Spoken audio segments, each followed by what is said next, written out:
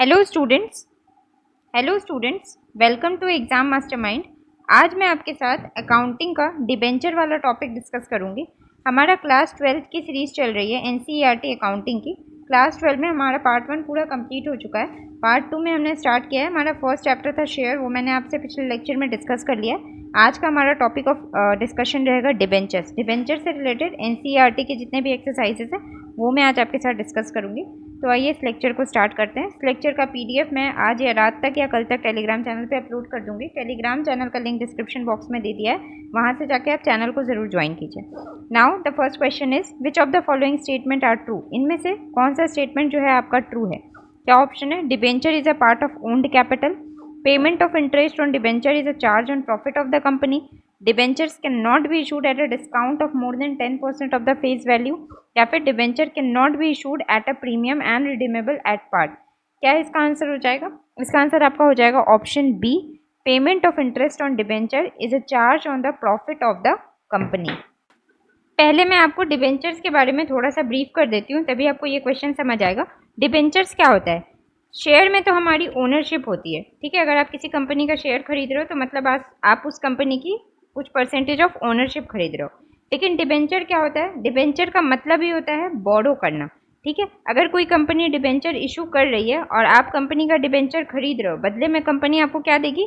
कुछ percent of interest देगी। एक तरीके का ये लोन है कि कंपनी ने आप बदले में क्या है कि वो आपने उनको पैसे दिए, उन्होंने आपको डिबेंचर दिया, बदले में कंपनी आपको कुछ परसेंटेज ऑफ इंटरेस्ट देगी, ठीक है। तो डिबेंचर का सिंपली मतलब होता है बोरो करना, ठीक है। डिबेंचर में आपको ये पक्का है कि इंटरेस्ट तो मिलेगा ही मिलेगा, भले चाहे कंपनी लॉस में हो चाहे कंपनी प्रॉफिट में हो। शेयर में ऐसा नहीं होता। शेयर में क्या होता है, अगर कंपनी प्रॉफिट में होती है तो ही आपको प्रॉफिट मिलता है, अगर लॉस है तो आपको लॉस भी सफ़र करना पड़ जाता है। लेकिन डिबेंचर में क्या है कि एक फिक्स परसेंटेज ऑफ प्रॉफिट होगा, वो आपको कंपनी को देना ही पड़ेगा, चाहे लॉस हो चाहे प्रॉफिट हो, ठीक है। डिबेंचर एक फिक्स पीरियड ऑफ टाइम के लिए होता है, 5 साल 10 साल, उतने तक के लिए कंपनी डिबेंचर इशू करती है। उतने पीरियड के बाद जो है वो पैसा आपको वापस हो जाता है, ठीक है।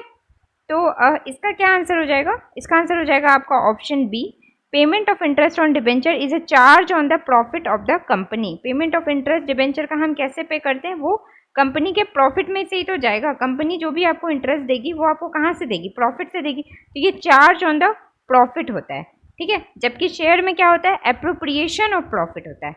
जब डिबेंचर में क्या होता है? Charge on the profit. ये पार्ट ऑफ ओन्ड कैपिटल तो नहीं है, क्योंकि ये बोरो है, एक तरीके से लोन है।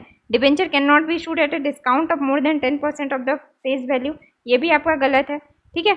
Now debenture can not be issued at A premium and redeemable eight पर, मतलब प्रीमियम में हम डिबेंचर को इशू नहीं कर सकते हैं, और पार में मतलब फेस वैल्यू में जो है हम उसको रिडीम नहीं कर सकते हैं। तो ये भी आपका गलत है। आप प्रीमियम में भी इशू कर सकते हो और उसको फेस वैल्यू में रिडीम कर सकते हो, ठीक है। Now move to next question, which of the following statement are true. एक चीज उसमें और थी, डिबेंचर्स जो है वो कन्वर्टेबल भी हो सकता है और नॉन कन्वर्टेबल भी हो सकता है। कन्वर्टेबल डिबेंचर्स वो होते हैं जो शेयर्स में आपके कन्वर्ट हो जाते हैं, और नॉन कन्वर्टेबल डिबेंचर्स वो होते हैं जिसको आप शेयर में कन्वर्ट नहीं कर सकते हो, ठीक है। वोटिंग राइट्स जो है आपकी डिबेंचर्स के अंदर जो है आपको कोई वोटिंग राइट्स नहीं दी जाएगी, लेकिन शेयर होल्डर्स जो है वो वोटिंग राइट्स को भी इंजॉय करते हैं। तो ये कुछ डिफरेंसेस है डिबेंचर्स एंड शेयर्स के बीच में, ठीक है। तो अब आइए हम नेक्स्ट क्वेश्चन को डिस्कस करते हैं। Which of the following statement are true. इनमें से आपका कौन सा स्टेटमेंट जो है वो ट्रू है, ठीक है। क्या ऑप्शन है आपके?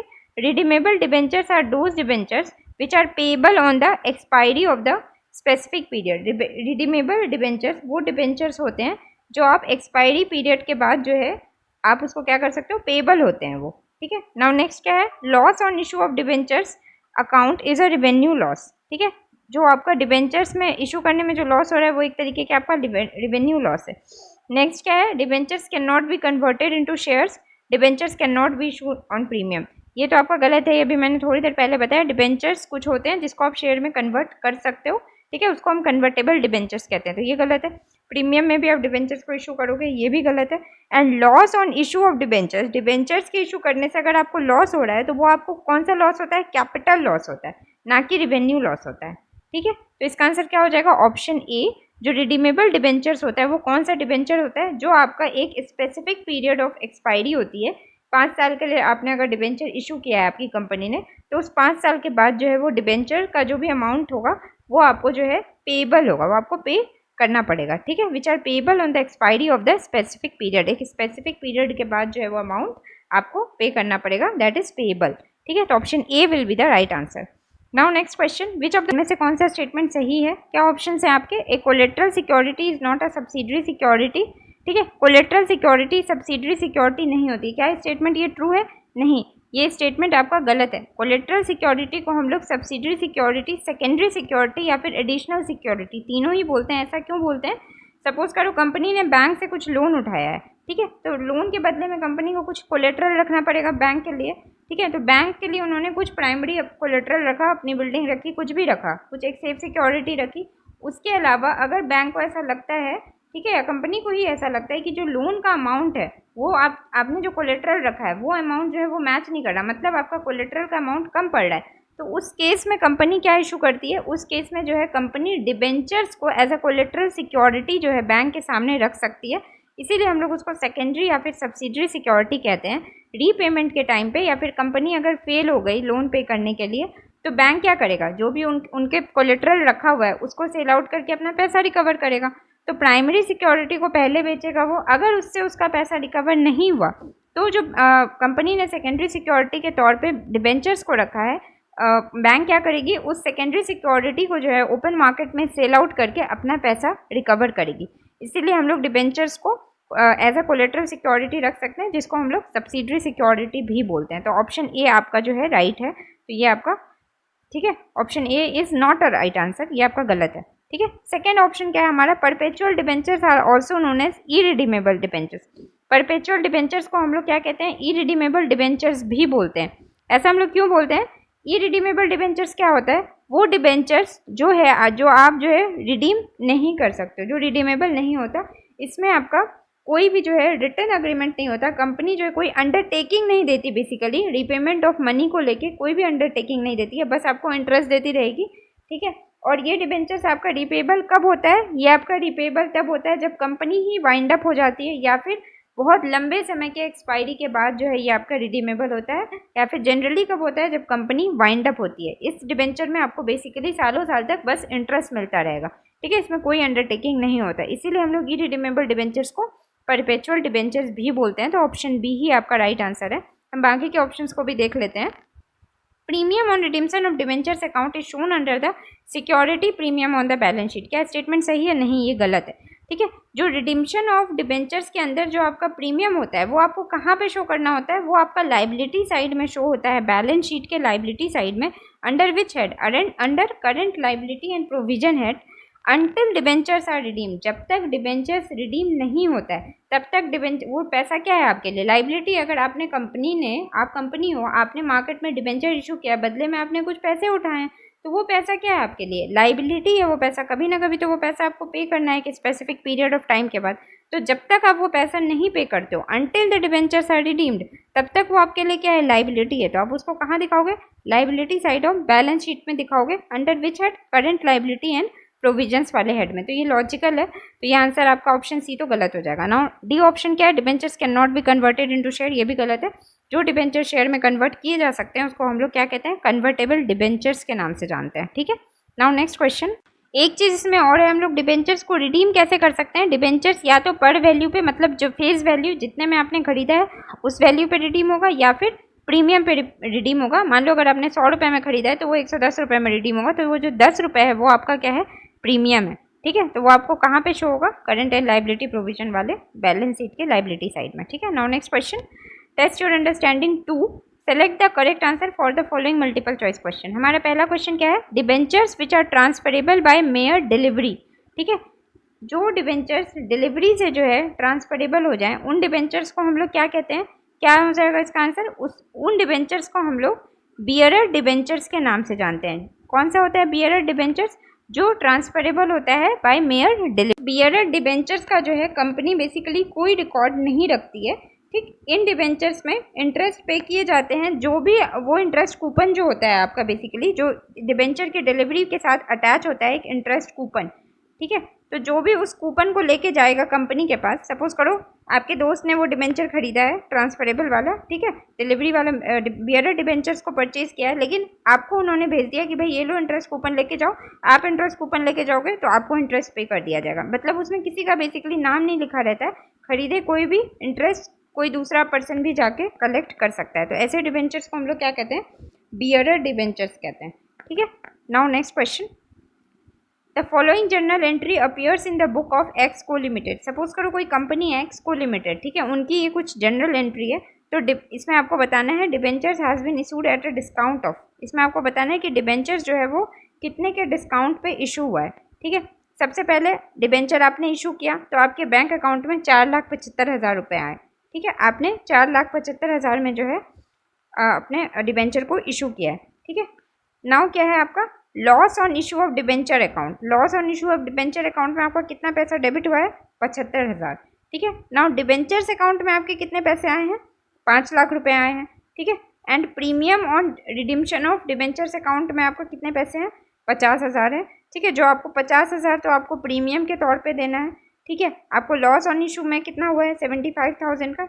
डिबेंचर्स अकाउंट में आपके कितने पैसे आए हैं, 5 लाख रुपए आए हैं, ठीक है। तो यहाँ पे आपका डिबेंचर्स में कितने का लॉस है, ठीक है। बैंक अकाउंट में आपका 4,75,000 ही आया, लेकिन आपने डिबेंचर अकाउंट में कितने पैसे डाले हैं, 5 लाख रुपए डाले, मतलब 25,000 का तो आपका यहाँ पे सीधा सीधा लॉस है, ठीक है। 25,000 का लॉस है, तो डिबेंचर्स हैव बीन इशूड, तो कितने का डिस्काउंट पे आपने डिबेंचर्स को इशू किया है, क्या आंसर हो जाएगा इसका, इसका आंसर हो जाएगा आपका ऑप्शन बी, ठीक है। जो ये 25,000 है ये कितना परसेंट है, ठीक है, आपका कितना आएगा, 5% ही आएगा इसका, ठीक, क्योंकि आपका 5 लाख डिबेंचर्स का अमाउंट था, ठीक है। तो 5 लाख का आपका 10% कितना हो जाएगा, 50,000, 5% कितना हो जाएगा आपका 25,000, तो 25,000 का आपका सीधा सीधा यहाँ से लॉस है। तो ये आपको ये सारा डेटा आपको कंफ्यूज करने को ले दिया हुआ है, बेसिकली इसमें यही है कि डिबेंचर अकाउंट में आपके 5 लाख आए हैं, लेकिन बैंक अकाउंट में आपको 4,75,000 ही आया है, 25,000 का आपका लॉस है।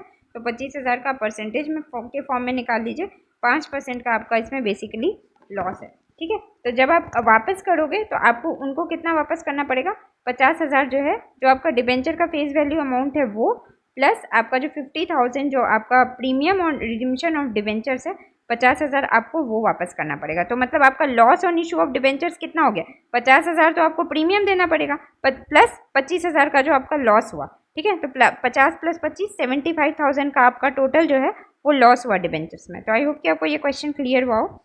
Now move to next question, X Co limited purchase assets worth rupees कितना है ये, 28,80,000, 28,80,000 का जो है एसेट परचेज किया एक्स को लिमिटेड कंपनी ने, ठीक है। Now it issue debentures of ₹100 each at a discount of 4%, ठीक है। हर डिबेंचर को 100 रुपये में इशू किया 4% के डिस्काउंट पे, मतलब हर डिबेंचर को कितने में इशू किया है उन्होंने, 96 रुपीज़ में, ठीक है।